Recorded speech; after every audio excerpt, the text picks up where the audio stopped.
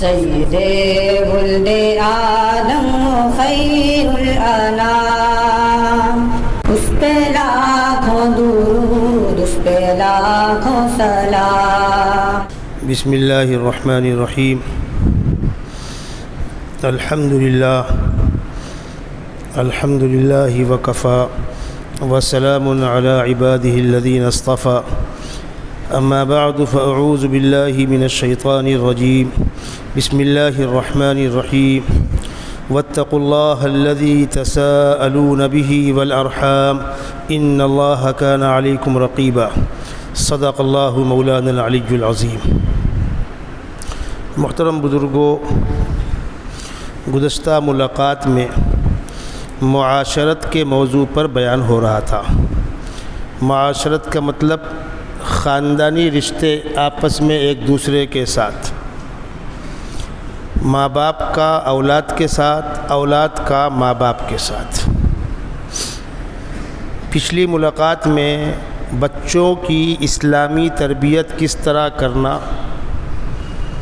اور اگر خدا نخواستہ ہم نے بچوں کی اسلامی تربیت نہ کی تو انجام کیا ہوگا،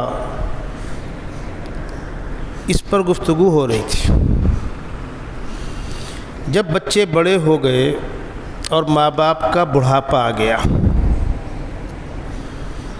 اب ماں باپ خدمت کے محتاج ہو گئے، بچوں کے ذمے اب ماں باپ کی خدمت ہے۔ بچے ماں باپ کے ساتھ کیا سلوک کریں، اور ماں باپ کے ساتھ بدسلوکی کا دنیا میں بھی اور مرنے کے بعد آخرت میں بھی انجام کیا ہوگا، یہ الفاظ غور سے آپ سن لیں۔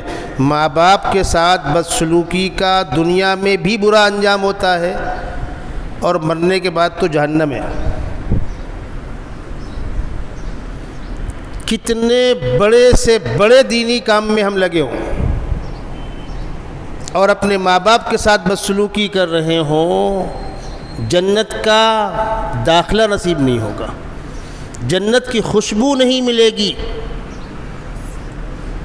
خداوند قدوس کہتے ہیں بندہ اپنے ماں باپ کو راضی کر رہا ہے اور میری حقوق میں کوتاہی کر رہا ہے اور معافی مانگ رہا ہے تو میں اس کو معاف کر دوں گا، اور مجھ کو تو راضی کرنے کے سارے کام کر کے ماں باپ کی آہیں لے رہا ہے، تو پروردگار کہتے ہیں میں اس کی ایک دعا قبول نہیں کروں گا۔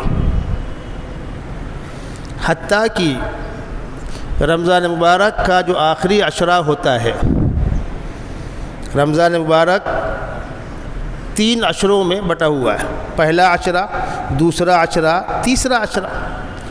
جیسے جیسے آگے بڑھتے جاتے ہیں وقت قیمتی ہوتا جاتا ہے۔ سب سے قیمتی عشرہ آخری عشرہ ہے، اس میں اعتکاف بھی ہوتا ہے، اس کی طاق راتیں شب قدر ہوتی ہیں، اور ان طاق راتوں میں 27ویں رات خصوصیت سے اہمیت کی حامل ہے۔ حدیث شریف میں آتا ہے کہ شب قدر میں پروردگار اعلان فرماتے ہیں، جبرائیل امین فرشتوں سے کہہ دو دعا مانگنے والوں کی دعاؤں پر آمین کہیں، اور سیدھی سی بات ہے جس کی دعا پر فرشتے نے آمین کہہ دی وہ دعا قبول ہو گئی۔ پروردگار کہتے جبرائیل امین فرشتوں سے کہو آج کی رات میں دعا مانگنے والوں کی دعاؤں پر آمین کہیں، لیکن چند لوگوں کی دعاؤں پر آمین نہ کہیں۔ یہ معمولی بات نہیں ہے، چند لوگوں کی دعاؤں پر کوئی فرشتہ آمین نہیں کہے گا، یہاں تک آتا ہے کہ وہ خانہ کعبہ میں پردہ پکڑ کے دعا مانگ رہا ہو تب بھی فرشتے آمین نہیں کہیں گے، اس میں ہے والدین کا نافرمان۔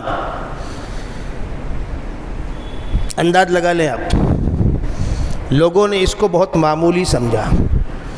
اصول یہ ہے، اسلامی اصول یہ ہے کہ ماں باپ مسلمان نہ بھی ہوں تب بھی ان کے ساتھ بدسلوکی، زیادتی، بدتمیزی کی اجازت نہیں ہے۔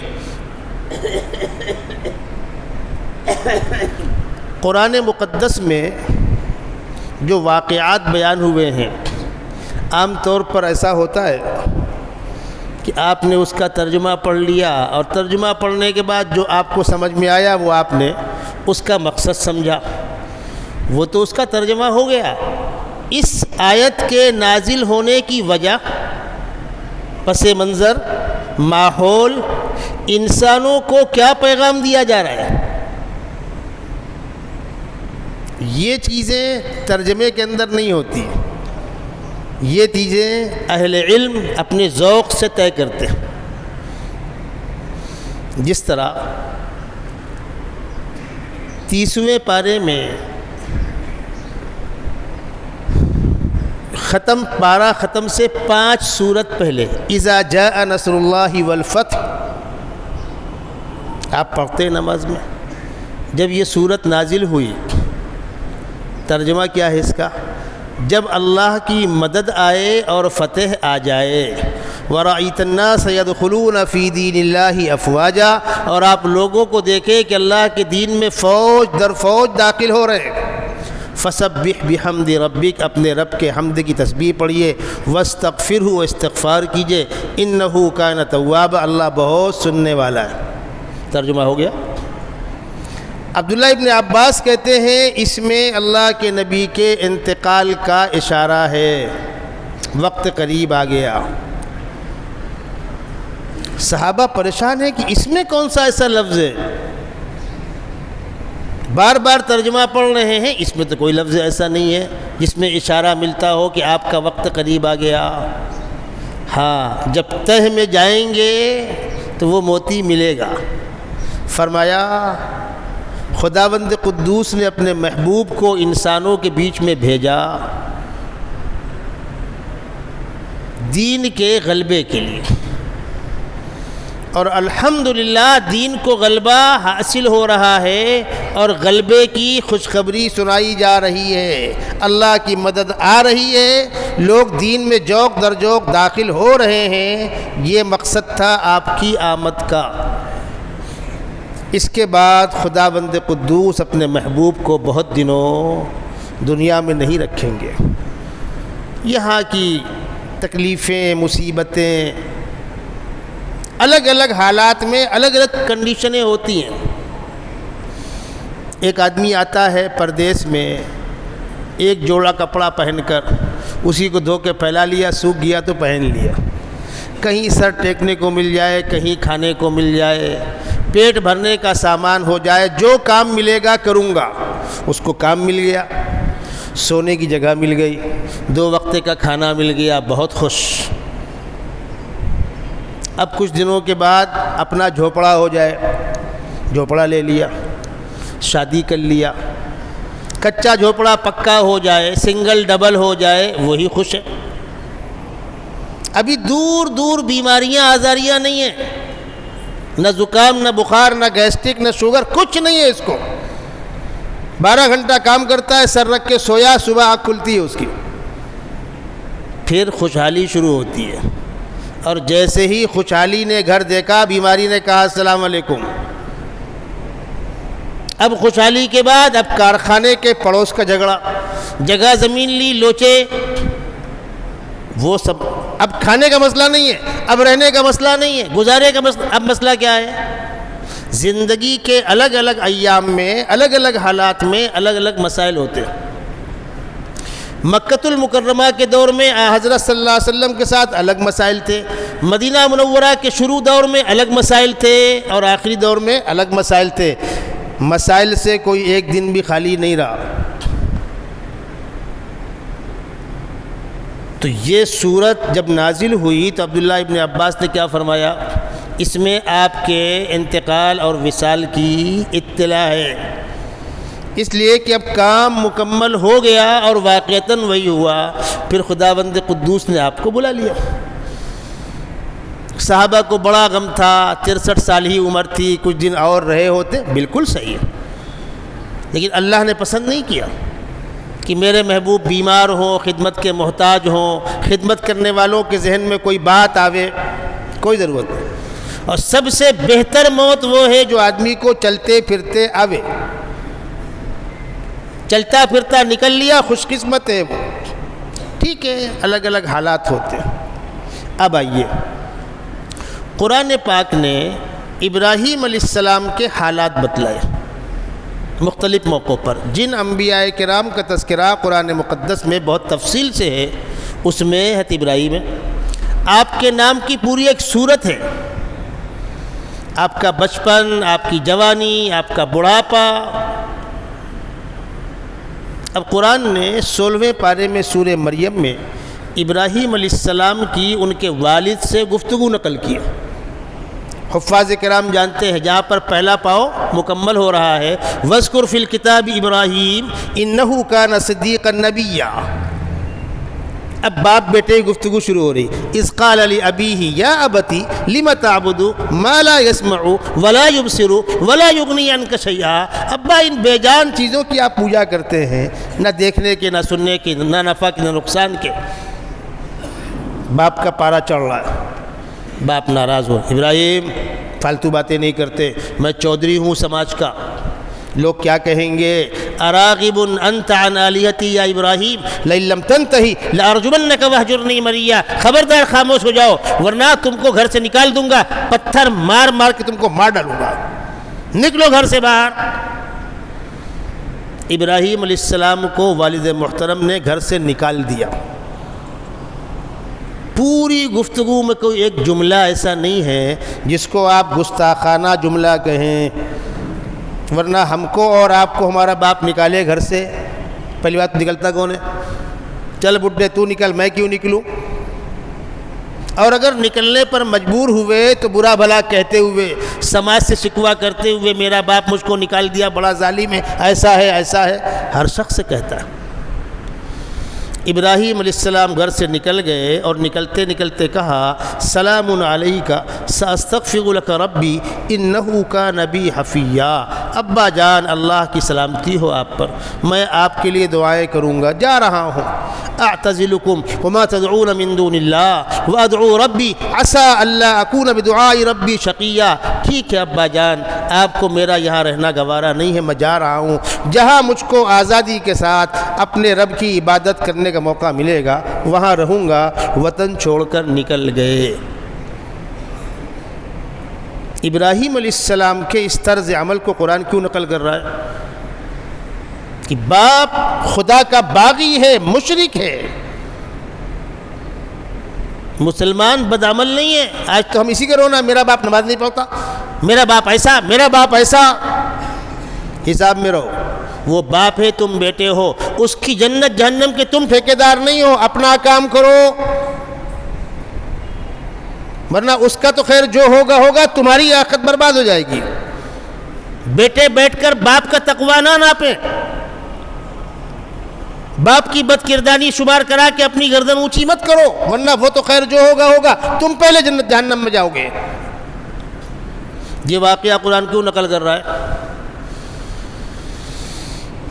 دوسرا مقام قرآن کہتا ہے وَوَصَّيْنَا الْإِنسَانَ بِوَالِدَيْهِ حُسْنًا وَإِنْ جَاهَدَاكَ لِتُشْرِكَ بِي. کہیں پر لِتُشْرِكَ ہے، کہیں پر عَلَىٰ أَلَّا تُشْرِكَ. وَإِنْ جَاهَدَاكَ لِتُشْرِكَ بِهِ مَا لَيْسَ لَكَ بِهِ عِلْمٌ فَلَا تُطِعْهُمَا. اور اگر تمہارے اوپر دباؤ ڈالے کس چیز کے لیے؟ کسی حرام و ناجائز کام کے لیے، شرک کے لیے، ان کی بات مت ماننا، ان کی بات مت ماننا. اس لیے کہ یہاں پر باپ، ماں باپ اور خدا کا حق ٹکرا رہا ہے. جہاں پر ماں باپ اور خدا کا حق ٹکرائے گا وہاں خدا کا حق مقدم ہوگا. اللہ کے ساتھ شرک کرتے ہیں، تم کو شرک کی دعوت دیتے، فلا تطعهما، ماننا مت. پھر کیا کرنا؟ دھکے دے کے باہر کرنا؟ نہیں. اس پہلو میں تو ماں باپ کی بات مت ماننا. اس کے علاوہ ان کی خدمت، دوا، علاج، غذا، دلجوئی. قرآن کہتا ہے وَصَاحِبْهُمَا فِي الدُّنْيَا مَعْرُوفًا. دنیاوی معاملات میں حسن سلوک کا دامن مت چھوڑنا ہاتھ سے. کن والدین کے لیے؟ جو مشرک ہیں، تم کو شرک کی دعوت دے رہے ہیں، مت ماننا ان کی بات. لیکن سر میں تیل رکھو، پیر دبا دو، کپڑے دھل دو، کھانا کھلاؤ. ہاتھ پکڑ کے چلاؤ، خدمت کرو، تمہارے ماں باپ ہیں وہ۔ اسلامی رشتہ ضروری نہیں ہے، ماں باپ کا رشتہ کافی ہے۔ یہ اسلامی اصول ہے۔ اسی بات کو تیسرے مقام پر قرآن کہہ رہا ہے، بالکل اصولی بات، سورہ بنی اسرائیل کے اندر، وَقَضَىٰ رَبُّكَ أَلَّا تَعْبُدُوا إِلَّا إِيَّاهُ، آپ کے رب کا اٹل فیصلہ ہے کہ عبادت صرف اور صرف اللہ کی ہوگی، توحید، اس کے ماں سوا کسی کی سننا مت۔ ماں باپ اگر خدا کی عبادت سے روکیں، توحید کے خلاف دعوت دے، مت سننا۔ وَبِالْوَالِدَيْنِ إِحْسَانًا، اور اللہ کا حق ادا کرنے کے بعد سب سے بڑا حق والدین کا ہے، والدین کے ساتھ بھلائی کا سلوک کرنا۔ اب قرآن وہ بات کہہ رہا ہے، ایک وقت تھا تم چھوٹے تھے، اتنے سے تھے، ماں باپ نے کس پیار سے آپ کو پالا ہے۔ گرمی کے موسم میں گھر میں پاور نہیں ہے، سب لوگ پسینے پسینے ہو رہے ہیں، لیکن بچے پر پنکھا جھلا جا رہا ہے، بابو ہمارا سو جائے۔ گھر میں کھانے کو نہیں ہے، بچے کی غذا کا انتظام کیا جا رہا ہے۔ باپ دھوپ میں کھڑے ہو کر کاروبار کر رہا ہے، برسات میں بھیگ کر کام کر رہا ہے، ماں اپنا خون جگر پلا رہی ہے، بچے نے ماں کی گود میں پیشاب پخانہ کیا ہے۔ کبھی کسی ماں کے چہرے پر بل آیا؟ جس پیار سے ایک ماں اپنے بچے کی گندگی صاف کرتی ہے، میرے بیٹے کو قرار کیسے آئے گا؟ انہوں نے تمہارے بچپن میں جب تم خدمت کے محتاج تھے تو کس پیار سے خدمت کی۔ اب تم جوان ہو گئے، ان کا بڑھاپا ہے، اگر تم کو دونوں ملے تو اور کوئی ایک ملے تو خدمت کرنا، خدمت کرنا، خدمت کو اپنی سعادت سمجھنا، ان کے سامنے اکڑ کے مت کھڑے ہونا۔ تم پرانے خیال کے لوگ ہو، جاہل قسم کے، تم کو سمجھتا نہیں ہے، دنیا آسمان پر چاند پہ جا رہی ہے، ٹیکنالوجی کہاں پہنچ رہی ہے۔ یہ بدتمیزیاں ہر گھر کی کہانی ہے۔ قرآن کہتا ہے اما یبلغن عندک الکبر احدہما او کلاہما فلا تقل لہما اف، اگر تمہاری جوانی میں دونوں ملے، بڑھاپے میں یا کوئی ایک ملے، ان کو اف تک مت کہنا۔ ولا تنہرہما، جھلکنا مت۔ وَقُلْ لَهُمَا قَوْلًا كَرِيمًا، ان سے گفتگو پیار کے لب و لہجے میں کرنا۔ وَاخْفِضْ لَهُمَا جَنَاحَ الذُّلِّ مِنَ الرَّحْمَةِ، ان کے سامنے پستے ہو کر کھڑے ہو، کندھے گرا کر کھڑے ہو، سر جھکا کر کھڑے ہو، وہ باپ ہے، تم بیٹے ہو۔ وَقُلْ رَبِّ ارْحَمْهُمَا كَمَا رَبَّيَانِي صَغِيرًا، اور اللہ سے دعا کرتے رہو، پروردگار یہ تو میں کر رہا ہوں جو میرے بس میں ہے، جس طرح انہوں نے میرے بچپن میں بے غرض ہو کر، بے لوث ہو کر، محض جذبہ پیار سے میری خدمت کی ہے، میرے ساتھ رحم کا معاملہ کیا ہے۔ پروردگار اب میرے والدین کا بڑھاپا ہے، اب تیرے پاس آنے والے ہیں، تو ان کے ساتھ رحم و کرم کا معاملہ فرما۔ اللہ سکھا رہا ہے بندوں کو، قُلْ رَبِّ ارْحَمْهُمَا كَمَا رَبَّيَانِي صَغِيرًا۔ یہ اسلامی اصول ہے۔ ماں باپ کا مقام۔ اب یہیں پر ایک بات اور سمجھ لیجیے، گھر کے نظام میں پوری فیملی کا ذمہ دار تو باپ ہے۔ باپ کیوں ہے؟ بھائی کما کر لا کر دے گا، گھر چلائے گا، تو ذمہ دار تو وہی ہوگا۔ یعنی بیوی کے مقابلے میں شوہر کا درجہ اونچا ہے، ٹھیک ہے۔ اب آئیے، بچوں کے لیے ماں باپ میں زیادہ اونچا مقام کس کا ہے؟ یہ ایک اہم سوال ہے۔ اولاد کے لیے ماں باپ میں افضل کون ہے؟ ماں افضل ہے۔ احترام ہم باپ کو کریں گے، لیکن مقام ماں کا بلند ہے۔ اللہ کے نبی صلی اللہ علیہ وسلم فرماتے ہیں کہ باپ جنت کے دروازوں میں سے ایک دروازہ ہے، اور ماں کے پاؤں کے نیچے جنت ہے۔ جو جنت ماں کے پاؤں کے نیچے ہے، باپ اس جنت کا دروازہ ہے۔ اب بولو کون کہاں کھڑا ہے؟ ماں کی خدمت، ایک ماں بننے کے لیے اللہ نے اس کے اندر ایک جذبہ رکھا ہے، پیار رکھا ہے۔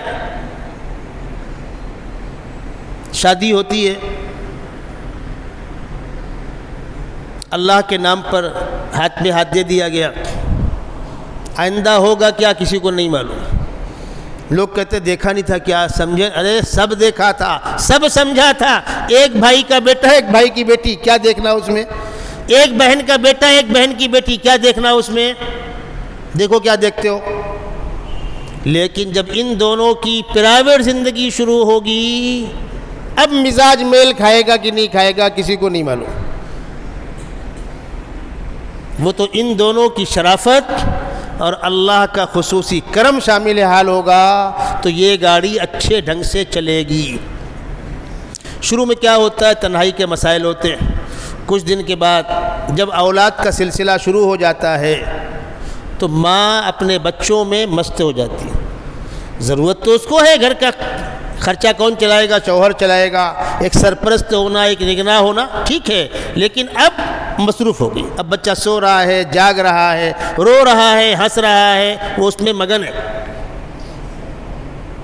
ایک ماں اپنے بچے کے دنیا میں آنے کے لیے جن مراحل سے گزرتی ہے، قرآن نے ان مراحل کا تذکرہ کیا.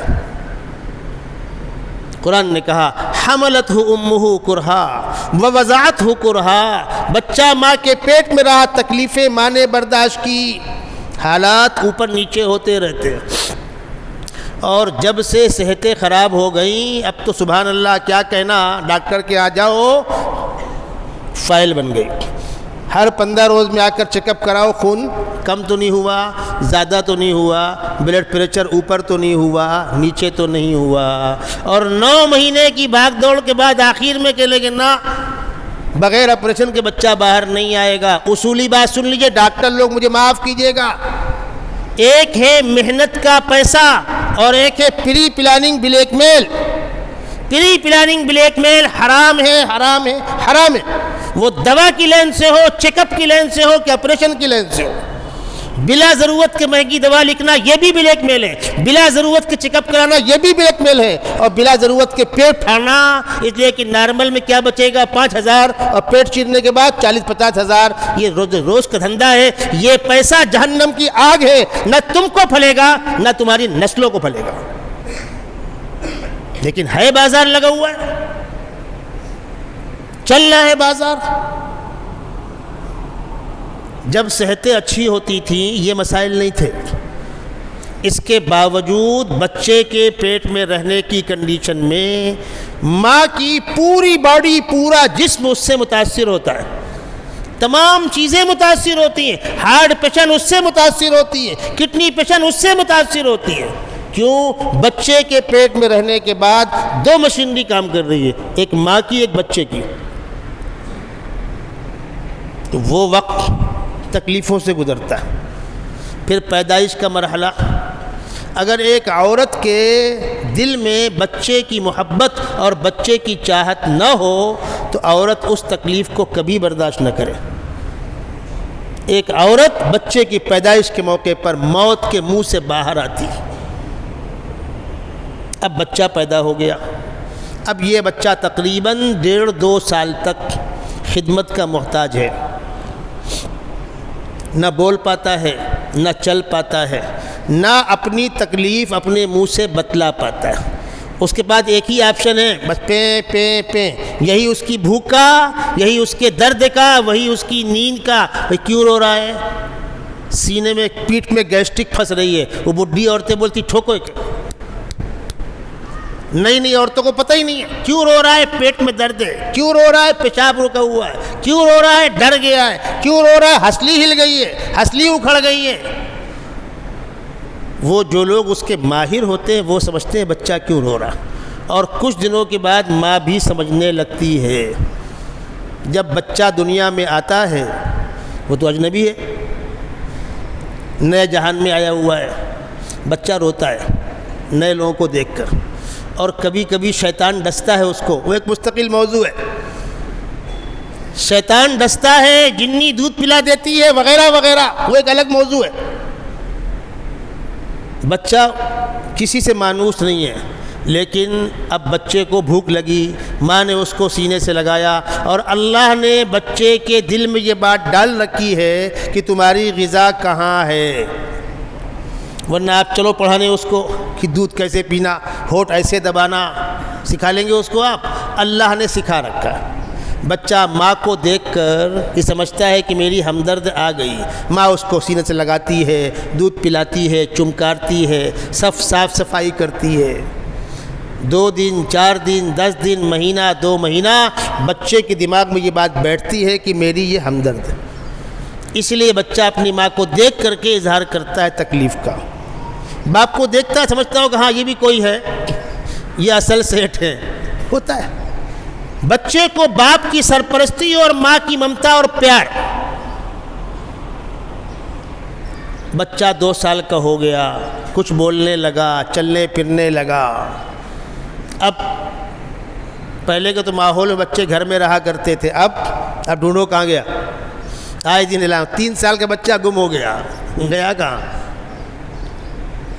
بچوں کے تماشے۔ اب سنیے اصل بات، رات میں ماں باپ دونوں سو رہے ہیں، بچے عام طور پر 3-4 گھنٹے میں ان کو بھوک لگاتی ہے۔ اب 11 بجے وہ سو گیا، 10 بجے وہ سو گیا، 3 بجے وہ اٹھا، پیں پیں پیں، ماں تو بیچاری اٹھی فوراً دودھ گرم کر کے اس کو دے گی، بھائی ٹھنڈا دودھ دینا نہیں ہے۔ اب باپ صاحب کی نیند خراب، چپ کرو اس کو، کیوں روتا ہے؟ بیچاری ماں اس کے لیے دودھ کا انتظام کر رہی، باپ صاحب کا منہ پھول رہا ہے، تمہاری اولاد نہیں ہے؟ ماں کی زبان سے کبھی نکلا ہے کمبخت بہت روتا ہے، بیٹے اٹھتا ہے؟ نہیں، وہ تو پیار کرے گی، بچے کی خدمت بھی کرے گی، شوہری کڑوی کسیلی بھی سنے گی۔ ان ارمانوں سے ایک ماں نے اپنے بیٹے کو پالا، تھوڑا بڑا ہو گیا، پڑھا لکھا دیا، شادی کی عمر کو پہنچ گیا۔ اب آپ کی بیوی آ گئی، اب ایک طرف بیوی ایک طرف بوڑھی ماں۔ میں کھڑوس ساس لوگ حمایت نہیں کر رہا، ہوتی ہے ایک سے ایک نالائق، لیکن عام بات کر رہا ہوں۔ اب شوہر صاحب بیوی جانب مائل ہیں، بوڑھی ماں کہاں پڑی ہے، کس کو پڑی؟ خبردار خبردار، میں یہ نہیں کہتا کہ آپ بیوی پہ زیادتی کرو، لیکن کسی موقع پر بیوی کو ماں پر ترجیح مت دینا۔ بھری مجلس کے اندر ماں کی ہائے نکل جائے گی، ماں سے کچھ کہنا ہے تنہائی میں کہو کہ اماں تھوڑا آپ بھی ایسا کر لو۔ بھری مجلس کے اندر بیوی کے مقابلے میں ماں کو ترجیح مت دینا، ماں ماں ہے، بیوی بیوی ہے۔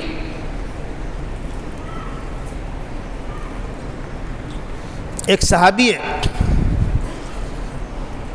آخری وقت ہے، لوگ کلمہ پڑھا رہے ہیں، زبان پر کلمہ نہیں آ رہا، صحابی رسول ہے، کلمہ زبان پہ نہیں آ رہا۔ آقا صلی اللہ علیہ وسلم کو اطلاع کی گئی، آپ تشریف لائے، آپ نے پوچھا ان کی ماں زندہ ہے؟ ہاں زندہ ہے، بلاؤ۔ بوڑھی ماں بلائی گئی، کہا تم اس سے ناراض ہو؟ کہا ہاں میں ناراض ہوں۔ کس بات پر ناراض ہو؟ مجھ سے زبان درازی کرتا ہے اور اپنی بیوی کو میرے اوپر ترجیح دیتا ہے۔ آپ نے فرمایا اس کو معاف کر دو۔ میں نہیں معاف کروں گی، بہت دل دکھایا ہے میرا۔ آپ نے دوسرے صحابی سے کہا لکڑی اکٹھا کرو، اس میں آگ لگاؤ۔ تو بوڑھی ماں بولی کیا کریں گے؟ تمہارے بیٹے کو آگ میں ڈالوں گا۔ میرے بیٹے کو آپ آگ میں ڈالیں گے؟ ہاں۔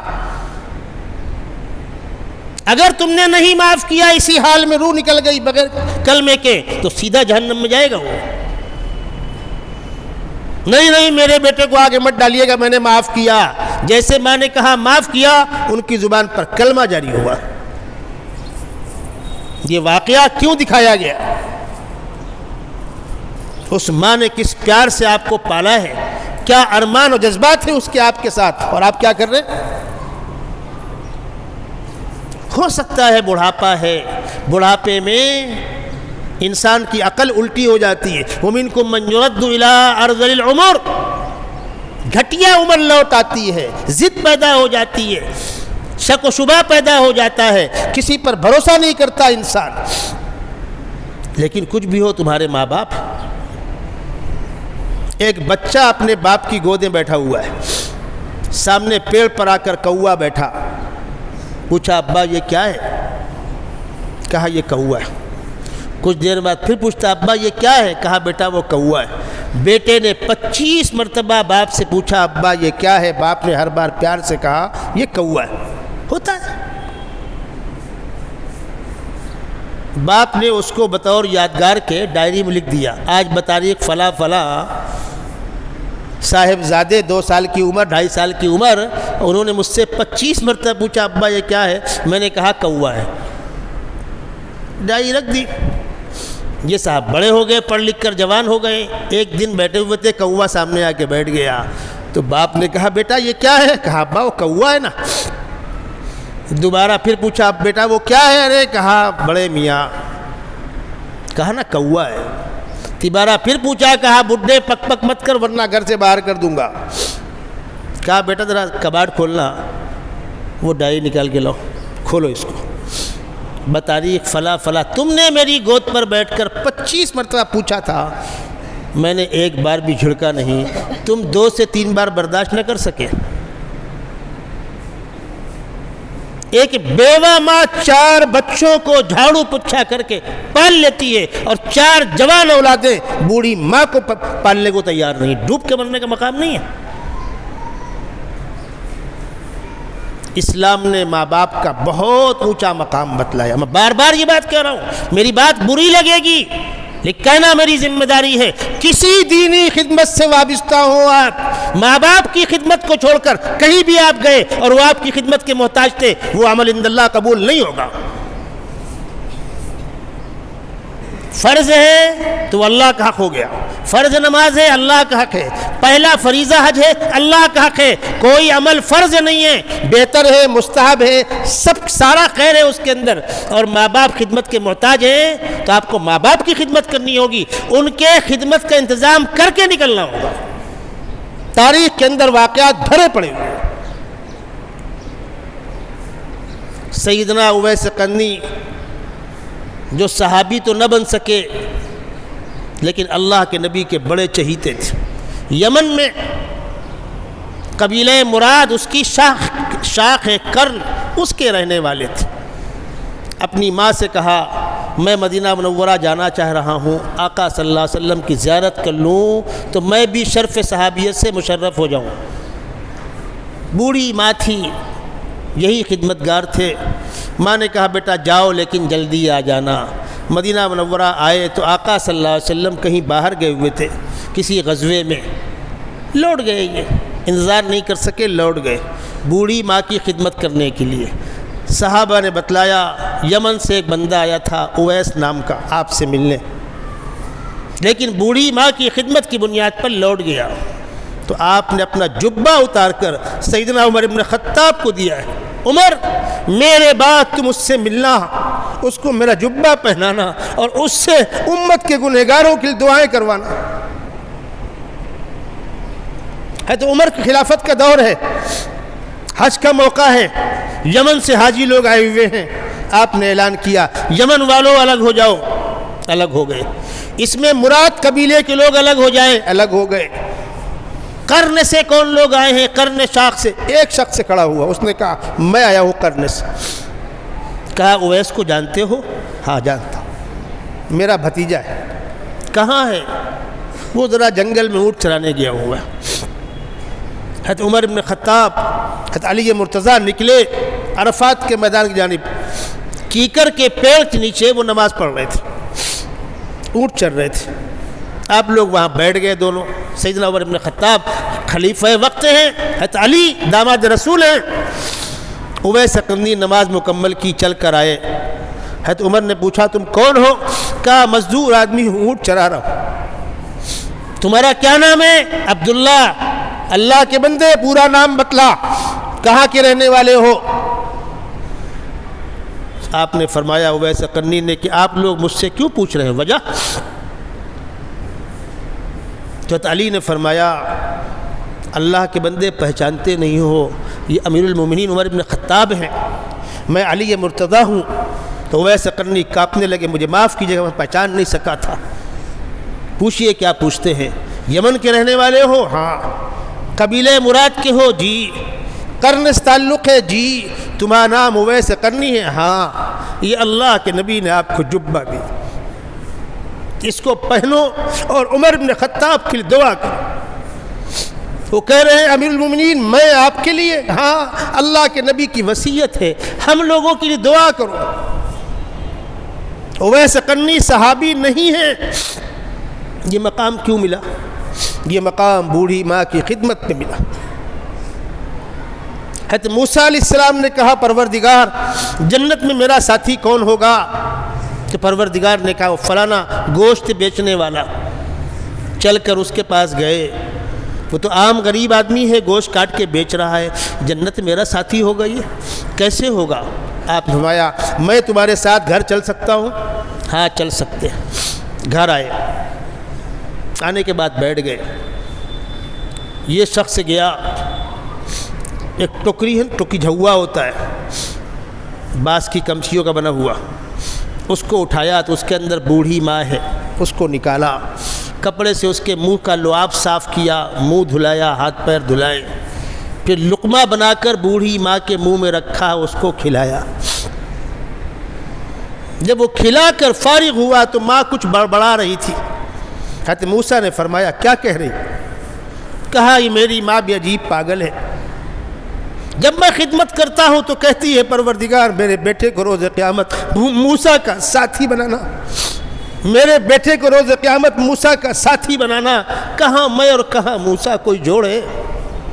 آپ فرمایا ہاں خداوند قدوس نے مجھ کو بتلایا ہے کہ تمہارا میرا جنت میں ساتھ ہوگا۔ تمہارا کیا عمل ہے؟ کہا صبح نکلتا ہوں تو ماں کی تمام خدمت کر کے نکلتا ہوں، اور شام میں آنے کے بعد سب سے پہلے ماں کی خدمت کرتا ہوں، پھر بچوں پر دھیان دیتا ہوں۔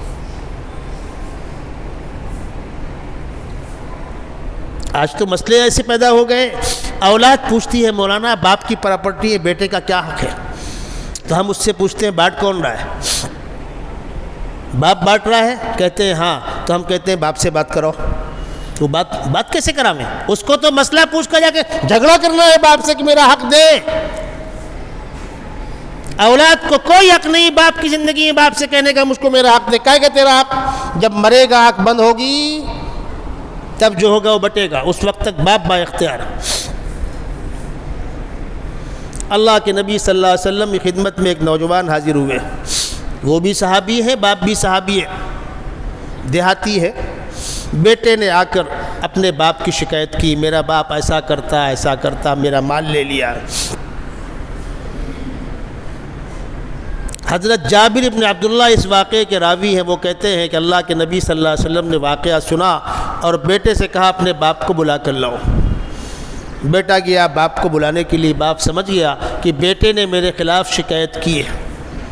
وہ راستے میں چلتے ہوئے اپنے دل میں کچھ اشعار کہہ رہا ہے۔ کیا کہہ رہا ہے؟ وہ تو لمبی داستان ہے اس کی۔ وہ کہہ رہا ہے بیٹے تم چھوٹے سے تھے، ہم نے تمہاری بچپن میں بھی خدمت کی، تم کو پڑھایا لکھایا، کاروبار کرایا، آج تم کاروبار والے ہو گئے، میں خالی ہاتھ ہو گیا، تو میرے خرچے کو تم نے بوجھا سمجھا۔ بیٹے ہم نے تمہارے لیے کیا نہیں کیا اور آج تم کیا کر رہے ہو ہمارے ساتھ؟ بیٹے کم از کم میرے ساتھ وہ سلوک تو کر جو پڑوسیوں کے ساتھ کرتا ہے، بوڑھے باپ کو بوجھ مت سمجھ۔ یہ اشعار کہتا ہوا وہ آ رہا ہے، ابھی وہ شخص اللہ کے نبی کے پاس نہیں پہنچا ہے، جبرائیل امین آ کر نازل ہو گئے، پیغمبر اسلام سے کہہ رہے ہیں خداوند قدوس نے مجھے بھیجا ہے، آپ آنے والے سے پہلے کہیے تم راستے میں اشعار کیا پڑھتے ہوئے آ رہے تھے وہ پہلے سناؤ، تمہارے مسئلے کا تصفیہ بعد میں ہوگا، تم اشعار جو پڑھتے آ رہے تھے وہ پہلے سناؤ۔ انہوں نے وہ اشعار سنائے، اللہ کے نبی صلی اللہ علیہ وسلم زار و قطار روتے رہے اور اشعار سنتے رہے، اور اس کے بعد فرمایا بیٹے سے انت ومالک لابیک، انت ومالک لابیک، تو اور تیرا مال تیرے باپ کی ملکیت ہے، باپ جو استعمال کرے گا اس کو حق ہے، تمہیں کوئی حق نہیں ہے اس پر نکیر کرنے کا، چلو یہاں سے۔ بالغ بیٹا باپ کے مال میں سے باپ کی اجازت کے بغیر استعمال نہیں کر سکتا، لیکن ضرورت مند باپ بیٹے کے مال میں سے بغیر پوچھے استعمال کر سکتا ہے۔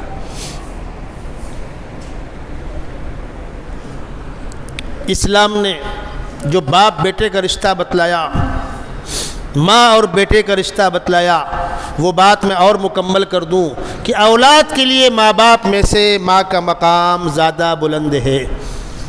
ایک صحابی پوچھتے ہیں یا رسول اللہ میرے حسن سلوک کا سب سے زیادہ کون مستحق ہے؟ فرمایا تمہاری ماں۔ پوچھا پھر؟ فرمایا تمہاری ماں۔ پوچھا پھر؟ کہا تمہاری ماں۔ پوچھا پھر؟ کہا تمہارا باپ۔ من احق بحسن صحبتی قال امک قال ثم من قال امک قال ثم من قال امک قال ثم من قال ابوک.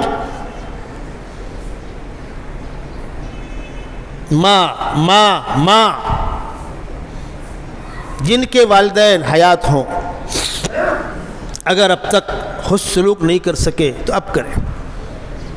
ماں باپ فاسق و فاجر ہوں، کافر و مشرک ہوں، تب بھی ہم ان کے ساتھ بلا سلوک کرنے کا حق نہیں رکھتے. مولانا قاسم نانوتوی رحمۃ اللہ علیہ اپنے وقت کے علم کے پہاڑ ہیں، دارالعلوم دیوبند کے بانی ہیں، بڑے بڑے علماء کے اساتذہ ہیں، حضرت شیخ الہند کے استاد ہیں. وہ ابا نانوتا میں رہتے ہیں، نانوتا قریب ہے دیوبند سے. ان کو نہیں پتا کہ میرا بیٹا کس مقام پر فائز ہے. مولانا قاسم نانوتوی اپنے گھر جاتے تو ابا کے وہ چمڑے کے موٹے والے پرانے جوتوں میں پالش کرتے، کپڑا دھلتے، سوتے وقت سر میں تیل رکھتے، پیر دبا کر ابا کو سلاتے، حقے کا چلم بھرتے. ایک دن بڑے میاں لاٹھی ٹیکتے ہوئے دارالعلوم دیوبند کے اندر آ گئے. بڑے بڑے علماء بیٹھے ہوئے تھے. کسی نے کہا مولانا قاسم نانوتوی کے والد ہیں. سارے علماء احترام سے کھڑے ہو گئے، ان کو بیٹھالا، ان کی عزت کی. آپ مولانا قاسم نانوتوی کے والد ہیں؟ اب بڑے میاں لوٹ کے اپنے گھر گئے. شام کو مولانا قاسم نانوتوی پہنچے. کہا بیٹا قاسم سنو، مجھ کو نہیں معلوم تھا کہ تمہارا اتنا اونچا مقام ہے. بڑے بڑے علماء نے میرا اس لیے احترام کیا کہ میں تمہارا باپ ہوں. بیٹا اب تم حقے کی چلم مت بھرا کرو، جوتوں پالش مت کیا کرو بیٹا. تو مولانا قاسم فرماتے ہیں ابا انہی جوتوں کی خدمت کا تو فعل ہے کہ اللہ نے کسی لائق بنایا ہے. میرا علم کام نہیں آئے گا، میرا عہدہ کام نہیں آئے گا، یہ آپ کی خدمت کا صدقہ ہے کہ اللہ نے کسی لائق بنایا ہے. اصولی طور پر ماں باپ کی ذمہ داری ہے کہ اولاد کی اسلامی تربیت کریں.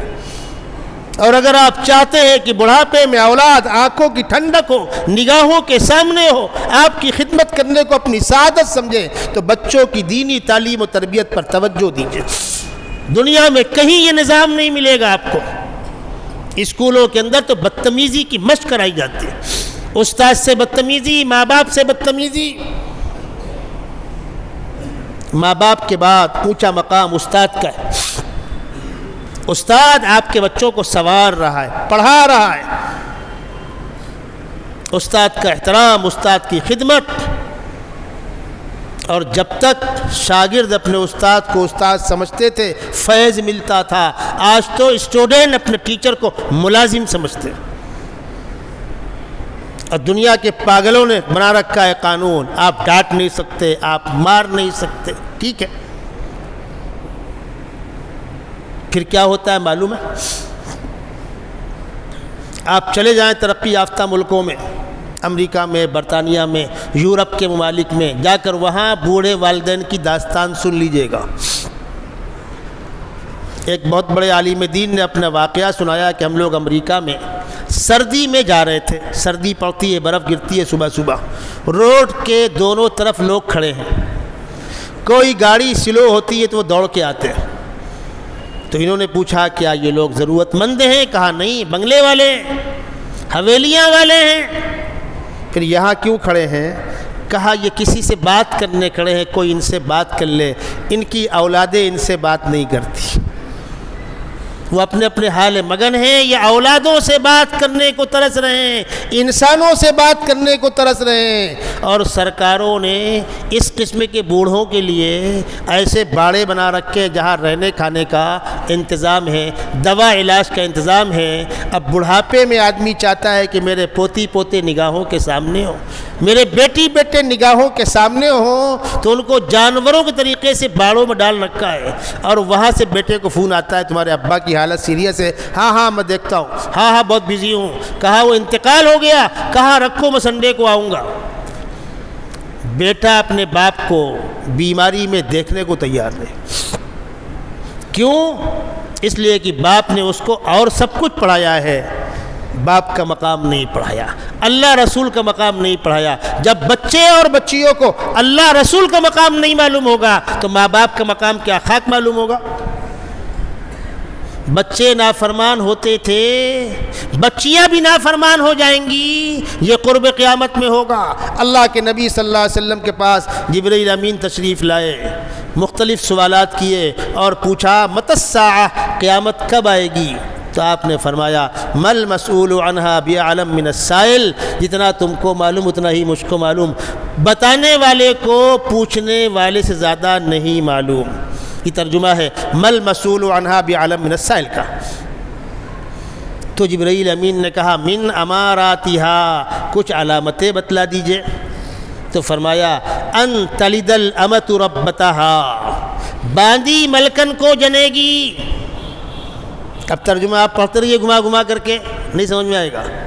باندی ملکن کو جنے گی مطلب بیٹی قائم مقام ملکہ کے ہو جائے گی اور ماں قائم مقام خادمہ کے ہو جائے گی۔ امی میں اسکول جا رہی ہوں، مجھ کو ناشتہ بنا کے دے، تب تک میں کپڑے ڈریس پہن لیتی ہوں۔ بیچاری ماں نے فٹاک سے انڈا فرائی کیا، یہ کیا وہ کیا۔ امی میں لوٹ کے 11 بجے آؤں گی، مجھ کو ٹیوشن کلاس جانا ہے، میرا کپڑا دھو کر پریس کر کے رکھنا۔ اب بیچاری بوڑھی ماں گھرے کام میں لگی تھی، کپڑے دھلے نہیں، سوکھ سکے، سوکھے نہیں پریس کر سکے۔ کیا امی تو کچھ کرتی نہیں میرا، میں کلاس نہیں جاؤں گی آج، میں چھوڑ دوں گی پڑھائی۔ بیچاری ماں چمکار رہی ہے، پشکار رہی ہے، اور یہ رانی صاحبہ ماں کو تو کر کے بات کر رہے ہیں۔ یہ ہے حدیث کے الفاظ کا مطلب۔ باندی ملکن کو جنے گی، لڑکیاں اتنی زیادہ نافرمان ہو جائیں گی کہ اپنی ماں کو نوکرانی سمجھیں گی، بیٹے اپنے باپ کو نوکر سمجھیں۔ اس ملک میں کبھی کبھی ایسا ہوتا ہے، برادران وطن کے سامنے ان موضوعات پر اگر بات چھیڑی جائے وہ زار و قطار روتے ہیں، کہتے ہیں آپ لوگوں کے پاس آپ کے قرآن و حدیث کتاب و سنت کے اندر اتنی پاکیزہ تعلیمات موجود ہیں تو آپ اس کو عام کیوں نہیں کرتے؟ ہم کو بھی سناؤ، ہم کو بھی سناؤ۔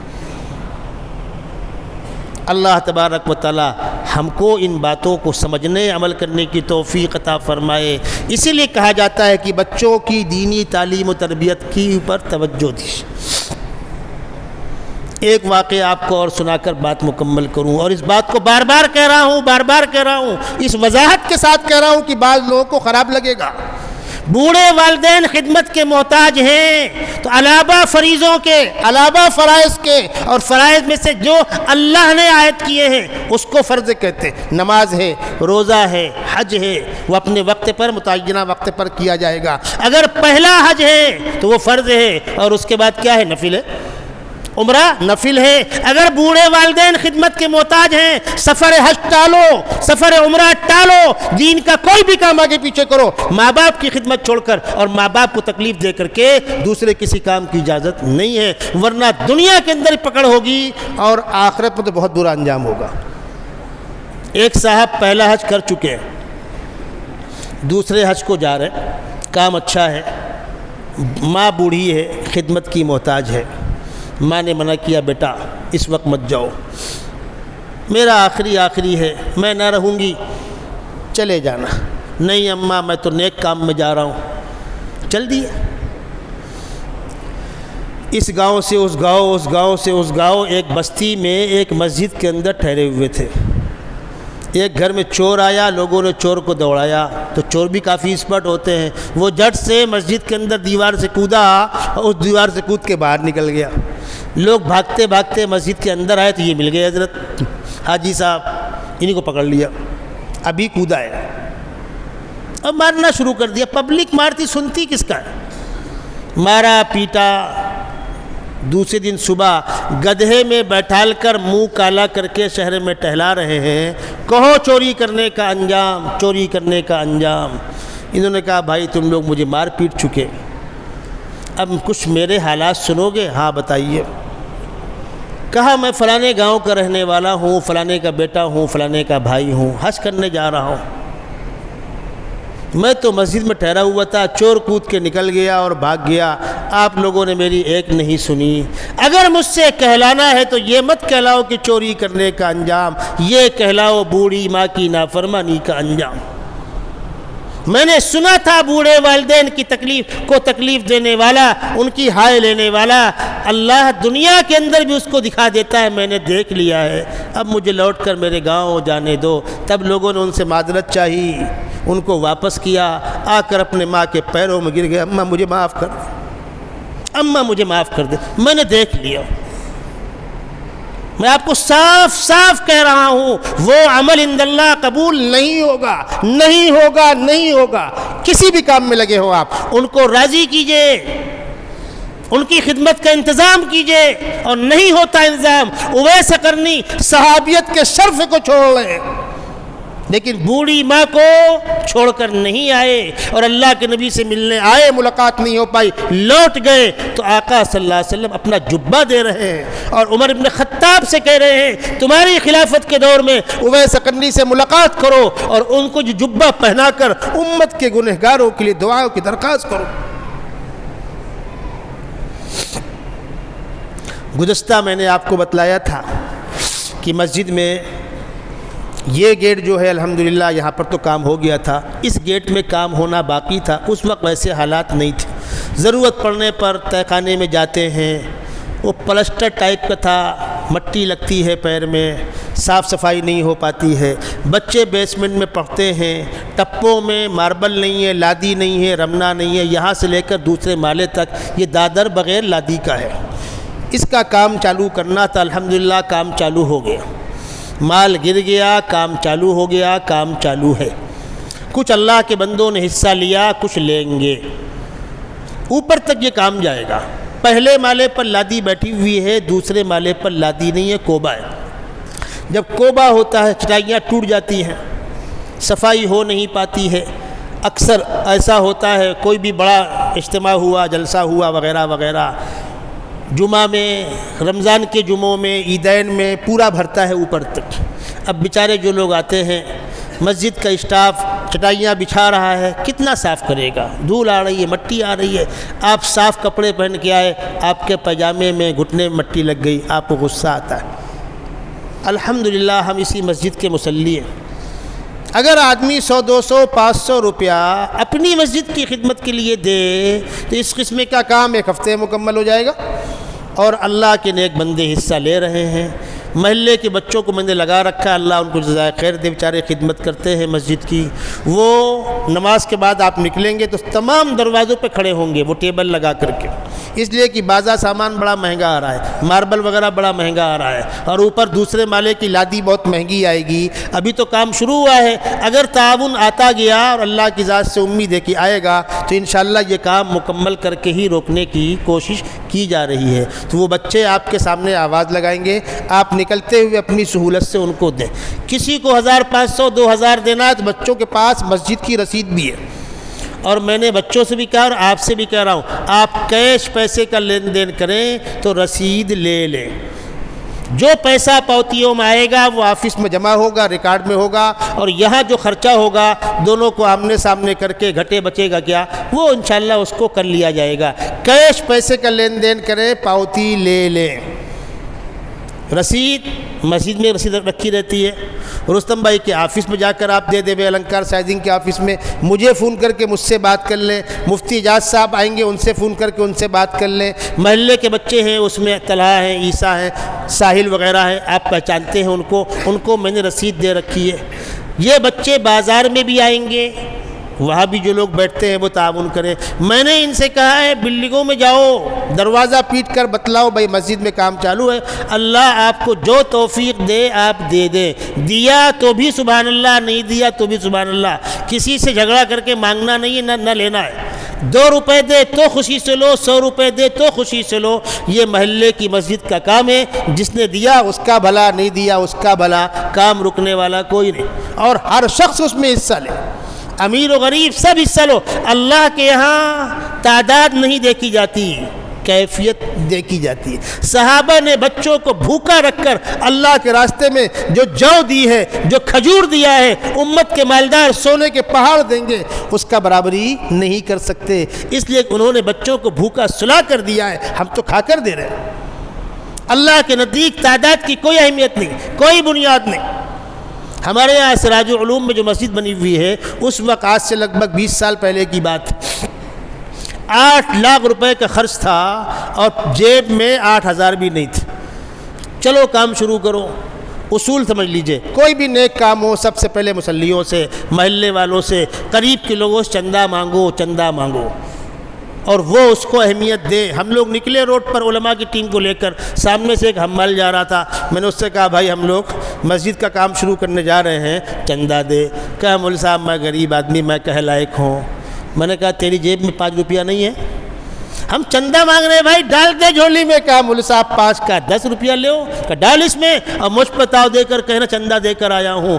اللہ کے یہاں 10 روپے اور 1000 روپے، لاکھ روپے میں فرق نہیں ہے، دینے والے کی کیفیت دیکھی جائے گی۔ ایک غریب کاریگر جو 10,000 کماتا ہے، بال بچوں پہ خرچ ہوتا ہے، نہیں بچتا ہے، وہ 100 روپیہ پیٹ کاٹ کے دے رہا ہے، اور جن کے پاس 10 لاکھ پڑا ہوا ہے وہ 10,000 دے رہے ہیں، تو اللہ کے نزدیک اس 100 روپے کی زیادہ اہمیت ہے، اس لیے کہ اس ضرورت روک کر دیا ہے۔ تو بھلے کام میں ہمیشہ بڑھ چڑھ کر حصہ لینے کی آپ کوشش کریں۔ جب نماز کے بعد باہر نکلیں تو ہر گیٹ پہ انشاءاللہ بچے کھڑے ہوں گے، محبت کے ساتھ ان کو دیجئے۔ یہ بچے ملازم نہیں ہیں، یہ اپنا قیمتی وقت فارغ کر کے، یہ خوشحال گھرانوں کے بچے ہیں جو مسجد کی خدمت جذبے سے لگے ہوئے ہیں۔ اللہ ان کی جوانیوں کو قبول فرمائے اور ہم سب کو مسجد کی خدمت کرنے کی توفیق عطا فرمائے۔ ہمارے عزیز جو دلی کے اندر زیر علاج تھے، ممشاد بھائی، رات میں اللہ کو پیارے ہو گئے، ان کے لیے دعائے مغفرت فرمائیں۔ اور بھی بعض بیماروں نے دعا کے لیے کہا ہے، اللہ تعالیٰ تمام بیماروں کو شفاء کاملہ نصیب فرمائے۔ جن کا انتقال ہو گیا ان کی مغفرت فرمائے۔ احمد شفیع فتح پوری کے والد محترم وطن میں سخت علیل ہیں، تمام حضرات سے دعا کی درخواست ہے، اللہ تعالیٰ ان کو جلد مکمل شفا عطا فرمائے۔ اور ممشاد احمد صاحب جو ہمارے عزیز ہیں، ان کا انتقال ہوا، اللہ ان کی مغفرت فرمائے۔ یہ کتاب ہے گھریلو جھگڑوں سے نجات۔ عام طور پر کیا ہو رہا ہے، جن حقوق پر گفتگو جاری ہے، ایک دوسرے کے حقوق نہ پہچاننے کی بنیاد پر ساس بہو کے جھگڑے، بھائی بھائی کے جھگڑے، دیور بھابھی کے جھگڑے، پارٹنر کے جھگڑے، پڑوسی کے جھگڑے۔ ان جھگڑوں سے نجات کیسے ملے؟ جب آخرت کی یاد تازہ ہوگی اور حقوق پہچان کر ادا کرنے کا مزاج بنے گا، جس کا حق ہے اس کو میں دے دوں، اور اگر میرا حق ملنے میں کچھ تاخیر ہوئی تو اللہ کے یہاں بہت ملے گا، دل بڑا ہوگا تو انشاءاللہ گھر جنت کا نمونہ بنیں گے۔ آج گھر جہنم کا نمونہ بنے ہوئے ہیں۔ تو گھریلو جھگڑوں سے نجات کیسے ملے، اس کتاب کو پڑھ کر بہت سے شوہر بیوی جن میں طلاق کی نوبت آ گئی تھی، الحمدللہ سکھ کے ساتھ زندگیاں گزار رہے ہیں۔ بڑی پیاری، بڑی اچھی کتاب ہے، نماز کے بعد باہر ملے گی انشاءاللہ۔ اس پر قیمت لکھی ہوئی ہے 150 روپیہ، کچھ ڈسکاؤنٹ کے ساتھ انشاءاللہ شکیل بھائی آپ کو دیں گے۔ اس کتاب کو لیجئے، گھر کی مستورات کو پڑھنے کو دیجئے تاکہ ہمارا گھر کا ماحول پرسکون بنے۔ سید ولد آدم خیر الانام، اس پہ لاکھوں درود، اس پہ لاکھوں سلام۔